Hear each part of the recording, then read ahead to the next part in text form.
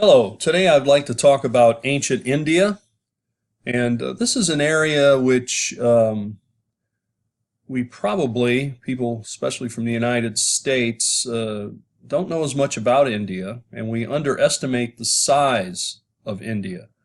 It's a rather large country, and it is in fact a subcontinent. So here you see physiographic, you see a physiographic view of India with some of the major rivers. Over here, for example, Pakistan. You want to note that Pakistan was originally a part of India. This is a modern map. And notice the river here. This is the Indus River. Over here, the Ganges. Bangladesh was also a part of ancient India. So we want to take a look at India and take a look at this area today. It is a subcontinent, which means it's quite large and physiographically very different from the north. Up here in the north, where there are some highest mountains in the world, the Himalayas, and goes all the way to the south, usually including the island down here of Sri Lanka as well. So quite a diverse geographic area. So the north, the Himalayas, we said these are the highest mountains in the world. And the major rivers, of course, the Ganges, which is over here, flowing down into what today is Bangladesh in the northeast, and the Indus River over here in the northwest. Now here is a view that I think lets you see what the mountains are like and the rivers. This is the river, the Indus River right here, flowing out of these huge mountains of the Himalayas and flowing down into the plain all the way down to the Arabian Sea. This is going to be the home to a very early civilization known as the Indus River Civilization in some books, or the Harappan Civilization. So here is the Indus River. Here are the Himalayas, just to make sure we're clear. And this area will become very much in connection with Mesopotamia as far as trade in these very ancient times. So here is another map that perhaps a little more conventional, but it has the modern countries on there. You can see Pakistan, and that's really what we're talking about mostly, which was a part of ancient India. Afghanistan up in the mountains, Iran, and then off to the left here would be Iraq and the Persian Gulf. Here is Mohenjo-Daro. This is a very important ruins and ancient city of the Harappan civilization. It gets its name from this city, Harappa, which you see up here. Now the Harappan civilization begins around 3000 BC. So that means it puts it back in the same time frame as Mesopotamia, ancient Mesopotamia. And it's an area which is has a lot of rich archaeological ruins and history, although we don't really have the written records that we would need to understand more about it. I like this little toy here of a cow. It comes from this period, very old. Notice you can hook a string up to it here, make the head of the animal move back and forth. Well, the first settlement in this area, that is along the Indus River, is dated by archaeologists to about 6000 BC. But the first civilization then is around 3000 BC. The Indus River Valley has many archaeological sites, about 70, perhaps more than that now, have been excavated. The original settlers, it is debated as to their origin. But most people believe that the original people of the Harappan civilization might be related to the Dravidians of India today. That means that they would be considered in India today the lower class people, those with the darker skin, because we're going to see in India people's skin color becomes a way in which they are divided within society. We see the life here very similar to what we've already talked about in Mesopotamia and Egypt. Hot and dry in the summer, wetter in the winter. Like we said, over 90% of the people involved in agriculture and that sort of thing. Now here are the two major cities I've already showed you on the map. Those cities are Harappa and Mohenjo-Daro, or Mohenjo-Daro. And here we see an aerial view of Mohenjo-Daro. You can see how it's been excavated. You can see how distinct it is being viewed here from the air. Notice that it has very regular patterns, rectangular streets. This should look familiar to us, as we are accustomed to this kind of layout of a city in sort of rectangular areas with streets in between. Now, as we mentioned in Mesopotamia, the main building material in Mesopotamia were mud bricks. These mud bricks were sun-dried. They didn't have the kind of building stones and granite and other limestone blocks that were available, say, in Egypt. But here in Indus River, we find that there are kiln-dried mud bricks, which means they're far more durable. And it also means they had a lot more wood sources, a lot more fuel sources, that they could fire up a kiln and create these very hard mud bricks. That means that these mud bricks have survived very well for thousands of years. So the mud bricks are well preserved because they have been fired. You know, if you sun-fired or sun-dried mud bricks, really don't last very long and will return basically back to mud, back to dust. Eventually, you can see the outlines of it when you're excavating them, but they're not solid like these are. We also notice, as we saw in Mesopotamia, walled cities. They were putting walls around their cities to protect them. And as we've already pointed out, there's a rectangular city plan that's here, which lets us know that they organized their cities in a way that, well, we're not unfamiliar with blocks and roads, paths, streets that run in rectangular fashion. Now, there is a script, so there was some kind of writing. However, it's never been deciphered. So even though we have a script, we don't know what it says. It's not deciphered. Part of the problem is you have to have enough of an ancient writing to really begin to figure it out. If you just have a small number of samples, you know, it's very difficult. You need quite a good collection of it, and of course, sometimes you need to find something that'll help you parallel it, like say with the Rosetta Stone and some of the other ways in which ancient languages have been discovered. But the archaeology, even if we don't have the written records, and the layout of the city and the public buildings and so forth, lets us know that what they probably had here were monarchs, that is, kings, queens, and a royal family that are closely tied to the gods. So this we ought to be familiar with. Same kind of thing we see in both Mesopotamia and in Egypt. And of course, remember, this is another river civilization. We've had the Tigris Euphrates, we've had the Nile in Egypt, and now we have the Indus River Valley in India. So here's another sort of diagram showing some of the things that are at Mohenjo-Daro. Well, some of these are from later periods than what we're talking about now, because there was a long occupation at this city. And notice you can see up here, a Buddhist monastery, 2nd century A.D. Well, that's obviously thousands of years after the Mesopotamian period. But this city was used and reused for thousands and thousands of years. A very important city.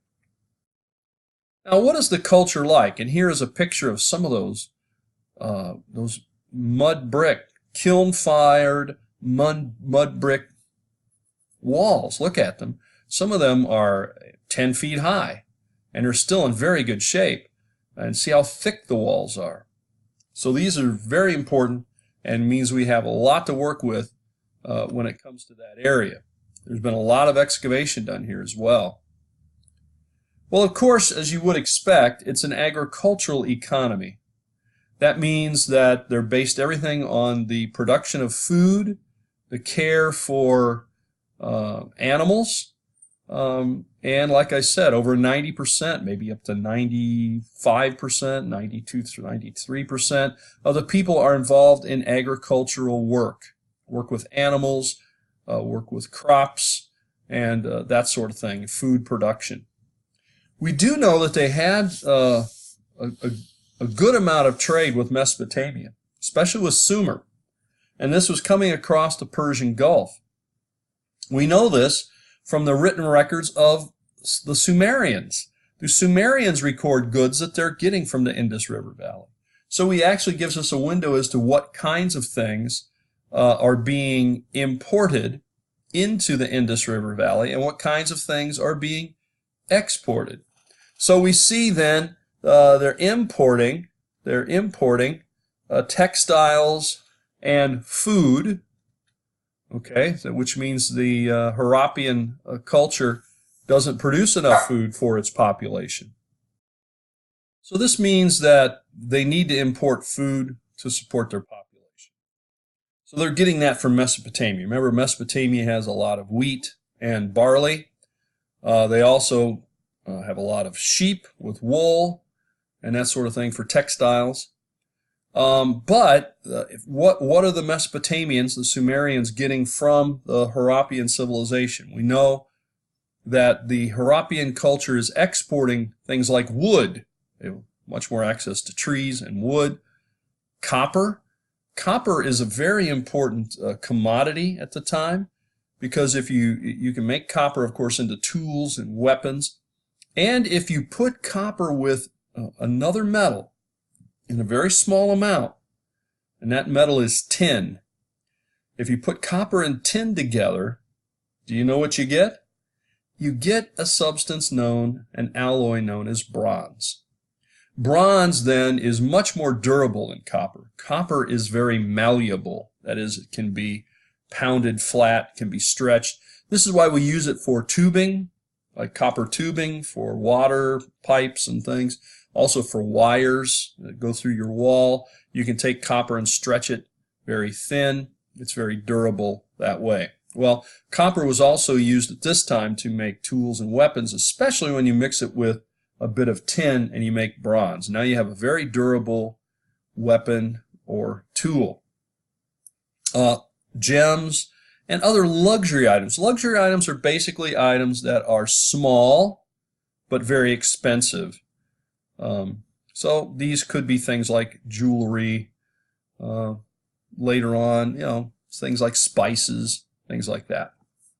So we get this window into it from what we see there. Now, this whole area is going to change. Remember, we said this is beginning around 3000 BC. Around 1500 BC, a major event takes place here in India that's going to change things in the Indus River Valley and eventually elsewhere in India.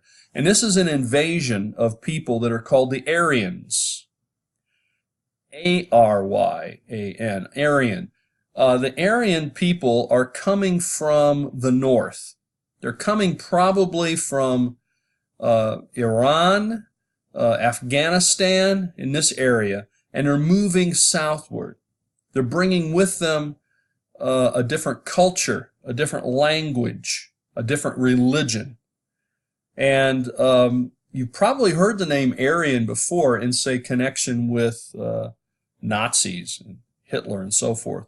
The Aryan people, these Aryan people, were sort of grafted in. It was believed by those Aryan people were believed to have moved then to Europe.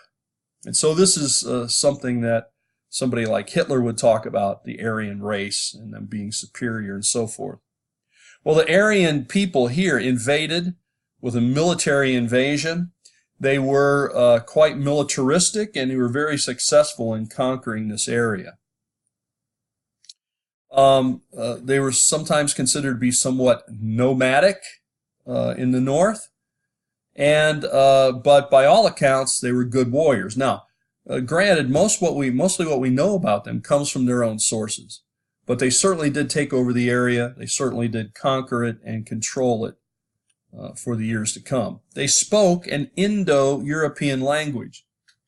We have mentioned the languages and how people are divided, certainly by, say, anthropologists, archaeologists, historians, and others, divide people by their language groups.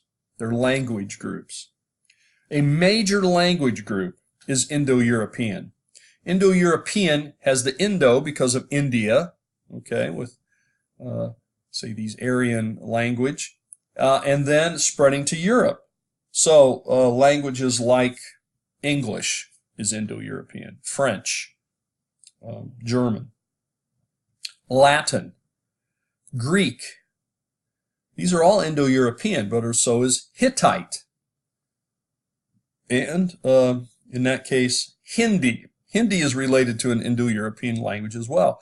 So what that means then is that, say, in a language like English, that most of us know, has more closer association with, say, Hindi than it would with something like Hebrew or Arabic, because Hebrew and Arabic are and Akkadian are Semitic languages. Okay, so they speak a different language, and they have a different culture, they have a different religion. This invasion comes into the Indus River Valley, that is moving southward into the Indus River Valley.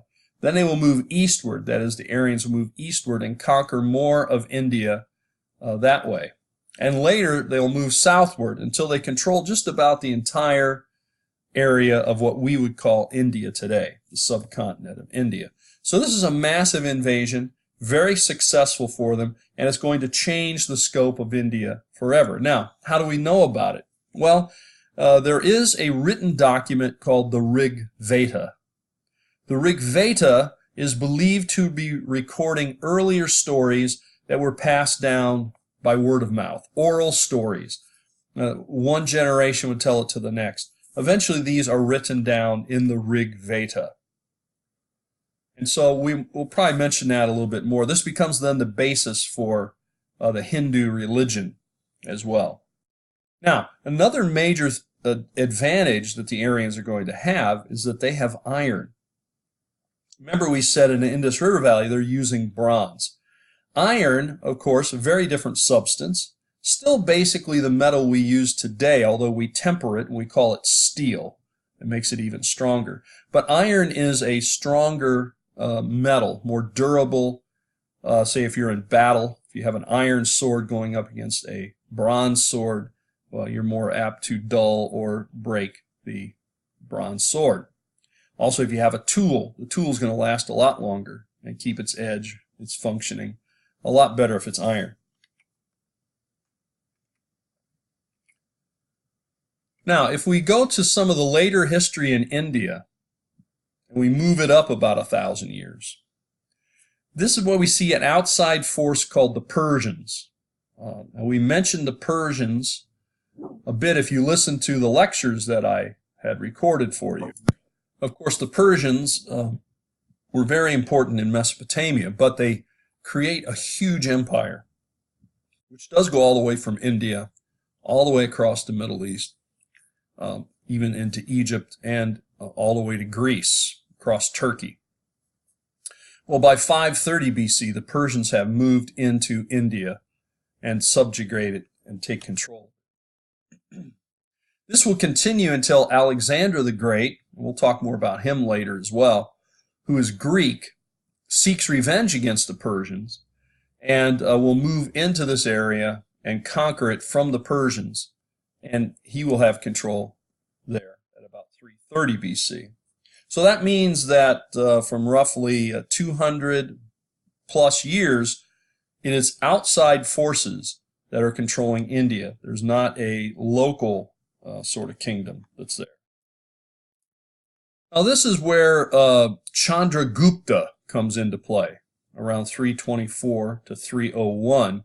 Chandragupta, pictured here on this kind of comic book, historical book for children, that he becomes a hero. Why? Because he forces out Alexander the Greeks Alexander the Great won't stay in India, really. He will move out quickly. Most of his men move out. He leaves some behind.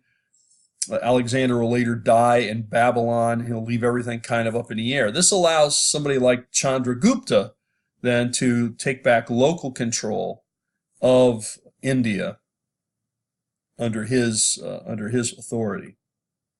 So he drives out the Greeks and he sets up a capital at Pataliputra, or modern Patna. And this will become the capital then of Chandragupta's kingdom, and he will control India for several years. Now again, he is of that old Aryan stock. I think it would be good for us now to just talk a little bit about how the Aryans set up their government and what that rule was like. So that's what I want to do right now. The Aryan government was ruled by princes. They were called Rajas. They were very class. We're going to see that very class aware. They have a lot of awareness of class, and very much were the kind of people who divided people into groups. We're going to see that comes very strongly to this government. At the very top of those classes would be the warrior class, and the ruler class will come out of that, and that are the Rajas, or the princes. Now we learn some of the details of this in the Arthasastra, written around 320 BC. This is written, of course, around the time that Chandragupta is controlling India.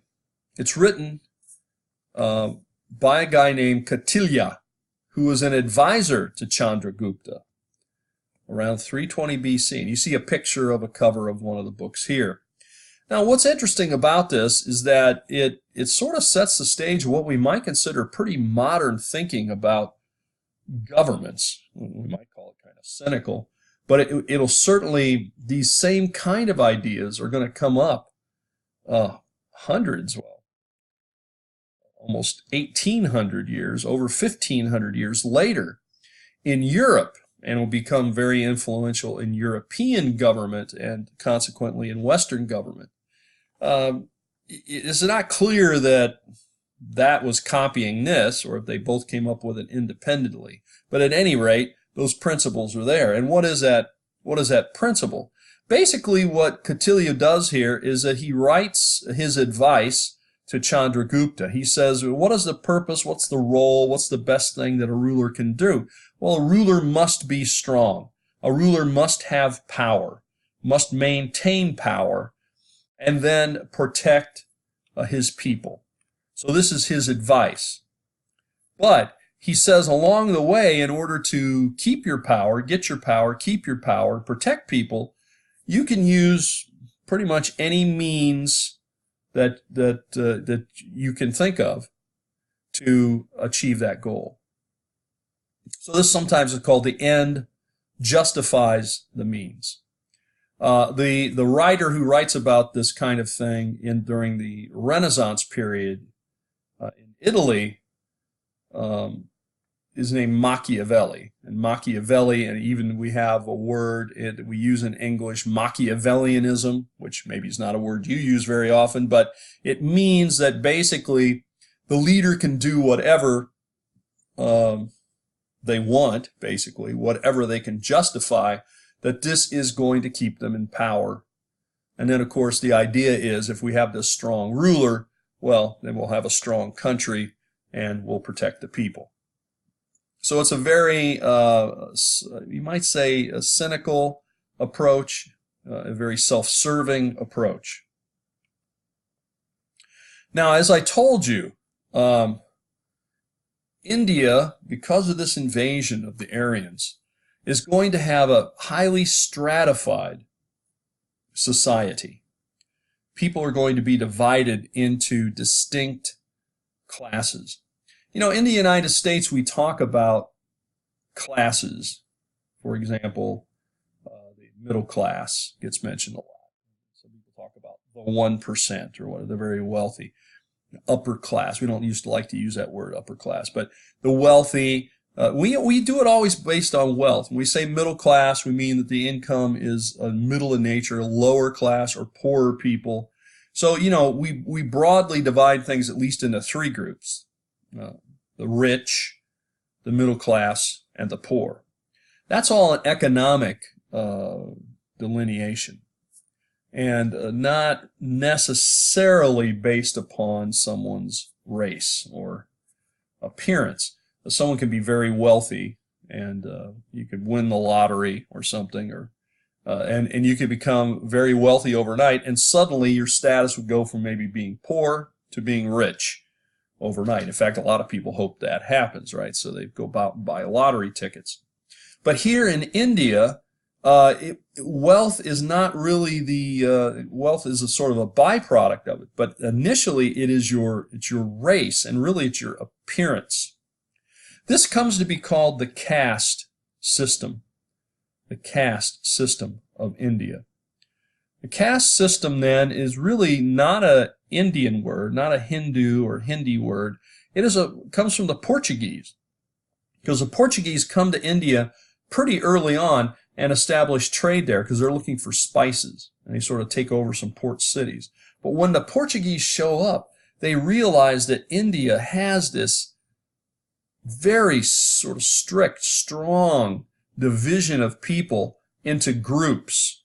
And so the Portuguese use the word for tribe, which is caste. So the caste system then comes to mean the system in India where people are divided by the way they look, and in this very rigid social setup.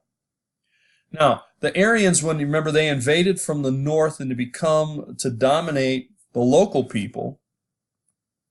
This also has a kind of appearance to it. In other words, the Aryans had a much lighter skin than the local people from India that they conquered, which had much darker skin. And so this becomes one of the ways in which by appearance people can sort of tell what class somebody's in. And it's the lighter the skin color, the higher they are in the social order. So this is called Varna, skin color, marked by your skin color. Varna. I think of it sometimes to remember it maybe like varnish. Varnish is coating. So I sometimes think of the word varnish, which is a coating that you put on, furniture. It doesn't really bring a color, but it just helps me remember the word Varna. However you remember it is fine. But it is this idea that skin color makes a difference, and it's a very rigid society class. Now, people in India today claim this no longer exists. I think it no longer exists officially, but certainly in practicality, I think it's still. So we'll come to see that the skin color becomes a marker, a very rigid society and classes. Now, they come in 4 distinct levels, and we're going to talk about those 4 levels in just a second. So you belong then to this level or caste or tribe, or more in local language, jati. And you can't move from one to the other. Now, officially they say today this is gone, but I still think a lot of it continues from the stories that I've heard from people who have been in the area. For example, I knew of a man who was from India originally, and he was doing mission kind of work there. He went back and he was walking from one village to another, and he got very thirsty. He walked into a village, and he really wanted some water. And the people there said, "We can't give you water because we are from a group that doesn't even belong in these 4 levels of the caste, and we can tell you are not one of us." And those people were sometimes called the untouchable people. And he told them, "Look, that doesn't matter to me. You can give me water. I want your water." But they were very hesitant to do it. So let's take a look at these 4 castes. At the very top are called the Brahmins. Here you see a drawing some Brahmins. You notice that they're at leisure, notice that they're scholars, they're reading, they're studying, they're well dressed. They were originally the priests of the Aryans. So this would be the very top level, the Brahmins. The next level down, Kshatriyas, the warriors, who were the warrior class. So you have a priestly class and you have a warrior class. These are at the very top of society. Next level down, the Vaishyas. These were the common people. We might call them merchants, tradesmen, that sort of thing. And then at the very bottom, the Sudras. These are peasants. Most people believe these were people of mixed race, that they were not fully Aryan, but that these were the product of Aryan and local background, and so mixed. And so here are the four levels, and they were very much very real and strict levels. Now, as I mentioned, even beyond that, outside of those four levels, there were people who were called untouchables, sometimes called outcasts or pariahs. These people were probably most directly related to the people who were native when the Aryans moved in, that is, the Dravidian. These people were often slaves, at least it's believed their background is they were enslaved by the Aryans, prisoners of war. They were considered then to be outsiders of society. And for centuries, for thousands of years, these people were given the worst work, the dirtiest jobs, the hardest labor kind of things. So while I said officially this system, they would say in India, is no longer officially held to, it still seems to continue. Now let's just take a look at language for a moment. We do have two main languages I want to mention in India. Of course, there are many dialects that are there. But the sort of official one, the Indo-European one, Sanskrit. Sanskrit becomes the language, the official language for centuries. And it is the language in which the religious documents are written. The official documents are written. The government language is in Sanskrit. The grammar, of course, was around before the 5th century, but it's all kind of written down, formalized 5th century BC. And so we can see this becoming a very important language. Now, the more common language, the language of the everyday people, is called Prakrit. And so these two languages were the main languages of ancient India. Now, I want to try to just introduce to you the religion of ancient India, tied again with the influx of the Aryans. This is called Hinduism. Hinduism is a rather complicated religion. It's a religion which they say has millions and millions of gods, all kinds of deities. And it does have written documents now. The Vedas, for example.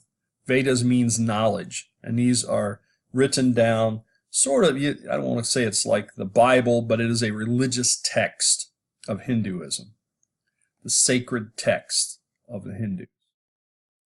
Most people believe this was an oral tradition, that is, religious stories that were told and passed down from person to person for probably about 1,000 years or so in India, until it's all sort of written down around 400, 500 BC, and then it becomes more formalized. In the sacred text, there are hymns, that is, like songs or poems, that are written to the different deities. There are ceremonies that are described. that kind of thing. And then there's the Upanishads. You see cover of a book here, the ones that were translated into English. These are actually commentaries on the Vedas. So the Vedas would be the sacred text. The Upanishads would be the sort of sacred commentary or interpretation of those texts. Those have been passed down orally as well, written down around the 6th century BC. That's when most of the stuff gets formalized, in the 500s BC. So that's Hinduism. As you can see, it can get very complicated. You can read the Vedas, you can read the commentary, the Upanishads, and so forth. Just millions and millions of gods. If you ask a Hindu how many gods are they, they're going to probably tell you, I don't know, because there are so many. Or can you list them? No, because there are millions and millions of them. So I want to mention a few of the very important ones that you may have heard of, ones that certainly are the most powerful or most important of these gods. The creator god is called Brahma. And you remember the top class, the priests were called the Brahmins. These are the priests of the creator god who made everything.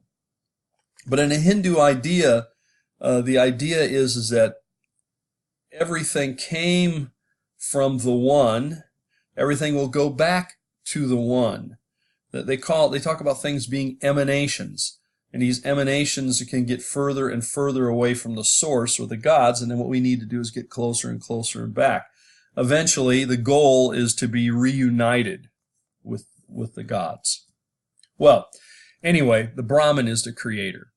Indra is an early, very popular god, a warrior god, Indra. And this is really where we get our idea for India and that sort of thing. That comes from the name of this god, who was an earlier god, back around 1500 BC, very important god. Varuna. Varuna is the Lord of Justice, an early god as well. One that was considered with justice, therefore punishment of those who do wrong. There's Vishnu. Vishnu is usually a very popular deity because Vishnu is the preserver. Somebody's going to help you. Somebody's going to preserve your life when you get into trouble and that sort of thing. That's Vishnu. And then, of course, maybe the most famous, certainly in modern day, would be who's pictured here, Shiva. Shiva, a goddess, is also called the destroyer, but also called the goddess of fertility. This might seem strange, but we see this a lot in fertility goddesses are usually also connected with dangerous things because it won't affect them. They can destroy. In other words, they're all about life. They can bring death. They can bring life. They can bring destruction. They can bring fertility. So Shiva is that kind of goddess. Notice in this picture, she has a cobra up here off to the left, a deadly cobra. Not afraid of it. She even has snakes, cobras wrapped around her hair up here, right, and wrapped around her neck. She doesn't worry her because she has the power over these things, over death, destruction, also fertility and life. So Shiva is a very important goddess in this sort of pantheon, this sort of millions and millions of gods. She is one of the most important. And of course, ultimately, while there are millions and millions of gods, the Hindus speak of a oneness.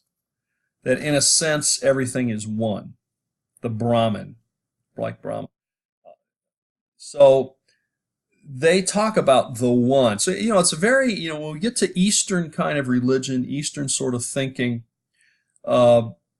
it's much more cyclical. It's in a circle. In the West, we talk about history being aligned, being linear. We move from A to B to C to D. We have a beginning, we have an end. We have creation, and then we have, destruction or final judgments, final states. It's in a line. In our life, we're born, we live, we die. It's like a line. But in the more Eastern, in India, China, and so forth, they think of things as being a circle, more like a circle that things just repeat and repeat and repeat. And that's certainly going to become an important part of Hinduism, which affects this whole thinking, is that we need to become one again. But of course, we're not going, well, most likely, no one will achieve that in one life. So you have multiple lives. So the idea of reincarnation becomes a very important idea. And the progress, if you will, the thing that people are striving for is to return to this oneness. But of course, to do that is very difficult. So you're going to have to probably take many, many lives in order to achieve that. So reincarnation, sometimes I hear people in the West speak of reincarnation like, oh, this would be something nice, something that's, oh, I get to have a life all over again. That's really not the way they think about it in India. It's not the goal is to be reincarnated. The goal is to become one and to not come back in life. Now, look at the word reincarnation. Reincarnation. You probably know the word carne, right? Carne comes from Latin. You see it in sort of Spanish language and so forth. It means meat, right? Carne, chili con carne. Incarnation, reincarnation, it means to come in the body, come in the flesh again. So your incarnation is, when you become a person, become a physical being. A reincarnation means you do that again. You come back in a body again. Now, it doesn't mean you're going to come back as a human. The idea is you're supposed to be progressing to the oneness, and that means you're moving up, but you don't necessarily move up. You might move backwards, depending on how bad you are. Okay? This all comes with dharma, karma, the teachings that are there, dharma. So karma then is how you are reborn. The idea is how you are reborn, and the way your current life is dependent upon what you did in a previous life. And then your rebirth to the next life depends on your current life now. So this is the idea of karma, that if you don't live your life the way you should, then in fact your next life might actually be worse. You might come back as an animal. You might come back as an insect, something like that. Because all the life is sort of one, and we're all supposed to be moving upwards and trying to get back to this oneness state. It's a wheel of life, and here you see the wheel of life. And of course, made popular by Disney, I guess, the circle of life, is this idea that things repeat themselves, and we're going to keep repeating and repeating and repeating until we get it right. So it's really not seen, as I hear people talk about, as like a good thing. Oh, I'll be reincarnated, I'll be great, I'll have a whole nother life. No, for them, that is a punishment. You don't want to be reincarnated because you're going to have to go through the suffering of life again and again and again. And your life was probably, if you don't do things right, your life might well get worse than what it is right now. Well, so dharma is the law which governs karma, the rules, the teachings of how we should live. How do we achieve, moving towards this oneness? How do we progress? We do this through self-awareness, studying and learning the religion, but we also do it by introspection, meditation. Yoga, a lot of people think of yoga as just an exercise, but yoga is a religious practice of Hinduism. And so yoga is a sort of discipline, a mental, can have physical parts to it. Also asceticism. I don't know if we've used that word before. Asceticism means to deny yourself what it is you like, what it is you want. So if you like chocolate, you'll never eat chocolate. That's denying yourself. That's asceticism. If you're doing it especially for a religious reason. I'm not going to eat chocolate. I'm going to deny myself because that'll make me stronger. It'll help me achieve my goal. There is asceticism in other religions. Christianity has a kind of asceticism, usually much more limited, but the idea of fasting, the idea of in some branches of Christianity, some groups, they practice Lent approaching Easter. People deny themselves something, say, for 40 days to sort of identify with the suffering of Jesus and that sort of thing. They can identify with it. So when you want that chocolate or whatever it is, and I really want that, and you say, okay, now I'm identifying physically with denying myself. Jesus denied himself.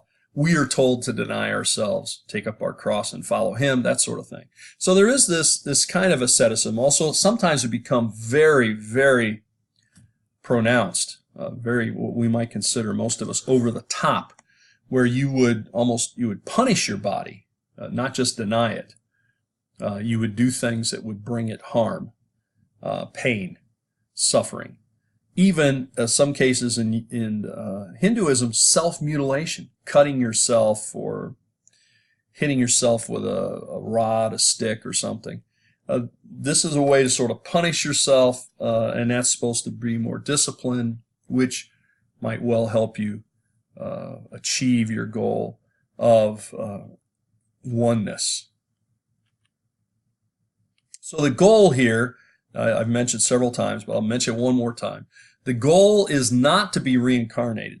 The goal is to be united with the One and end this cycle, this circle of life, if you want to call it that, this wheel of life.